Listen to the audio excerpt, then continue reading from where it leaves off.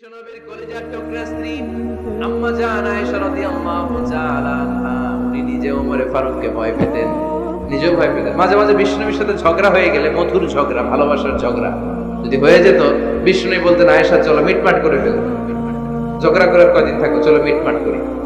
তো মিটমাট করার জন্য রাজি আছো? আম্মা জান আয়েশা বলতেন হ্যাঁ রাজি আছি। তো কারে আনা যায়? ওমরে ডেকে আনি মিটমাট করার জন্য। আয়েশা রাদিয়াল্লাহু তাআলা আনহা বলে ওরে বাপ রে বাপ, ওমর না না, ওমর খালিজ, ওমরে ফারুককে ভয় লাগে আমার। সুবহানাল্লাহ করবেন না? বিশ্বনবী যখন বলতেন আয়েশা তাহলে তোমার আব্বুকে ডেকে আনি, আম্মা জান আয়েশা বলতেন ঠিক আছে আব্বুকে ডেকে নিয়ে আসেন। আবু বকর রাদিয়াল্লাহু তাআলা আনহুরে ডেকে নিয়ে আসেন। আমার আব্বুর মতো নরম দিলের মানুষ আমি জীবনে দেখি নাই।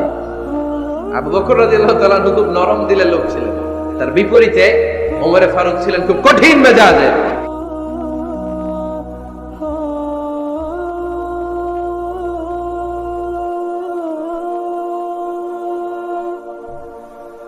Hmm.